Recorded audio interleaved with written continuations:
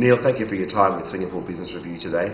It's been 2.5 years since you came over from M1. Tell me, when you arrived at Starhub, what challenges did you face and how did you overcome them? I think the challenges were, there were some technical challenges that we were just cutting over our computer systems to cover all the services provided, and that meant that we could start to integrate the company a lot more, because Starhub came from 3 different companies coming together, merging. Actually 10 years ago this month with SCV, Starhub merged.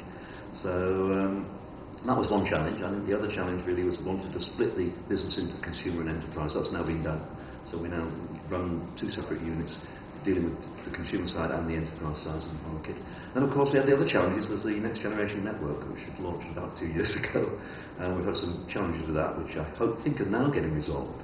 Certainly IDA has issued some new instructions to OpenNet, and the quotas should go up and we should be able to do a lot better, particularly on the enterprise side. Let's talk about the next generation network. How is that going? People don't see at the moment the advantage of the increase in the speed. Of course, if they're one of a Starhub customer already, they can already go to 100 megabits per second on the cable service that we provide them. So they're not seeing the clear advantage of going up any higher than that. But it is growing, it's going faster. I think the other area is a lot of people with their apartments, they don't particularly like the surface wiring. It comes in with it, so there's a little bit of reluctance to run it into on the consumer side.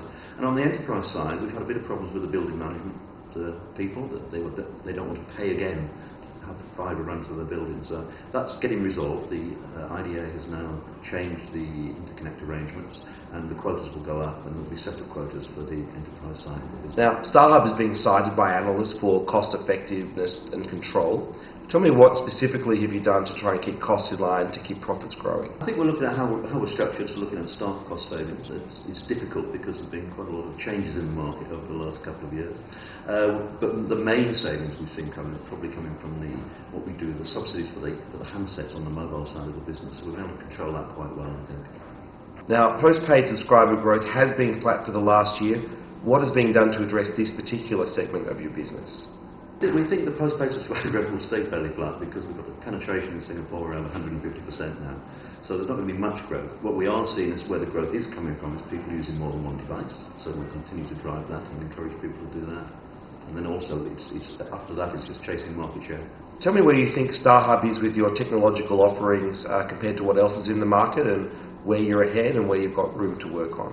I think we're ahead in how we protect our customers, particularly the mobile customers and the broadband customers, in terms of protecting the way they can be attacked from outside users. So we're quite advanced in that area.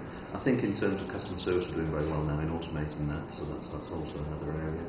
I think, no, not really behind in any area. We're slightly slower than the other 2 in deployment of the next generation mobile network, but that really is not going to be a big issue until about the end of the year, and we'll be launching our service by about the end of this year. That's the 4G? That's the LTE, long-term evolution, yeah. What do you think are the future emerging trends in Singapore's telco industry, and how will Starhub be a part of that? Well, we see ourselves as providing all our content across all our devices, and that's how we're going to differentiate ourselves, because we're by far the leader at the moment in content.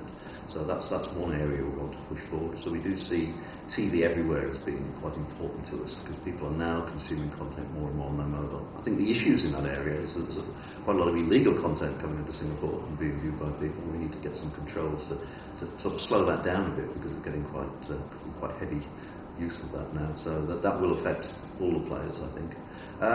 Those are the main areas. On the enterprise side, I think it's just getting the next generation network to give us access to the 20,000 buildings where at the moment there's no real competition. How do you think the preferences of Singaporeans have changed with how they consume telecom, with all the high-speed internet that they use? I think 2 things will happen. More and more people wanting higher and higher speeds, and they want to get access to the content they want and the applications they want on all their devices. So they want some pretty high speeds coming into their houses. So I think that there will be some drive from that area. And I think on the enterprise side, it will be the first introduction of competition, so it will be welcomed by the actual users. Neil, when you were the CEO at M1, Vodafone was your partner, and now you've brought that relationship over to Starhub.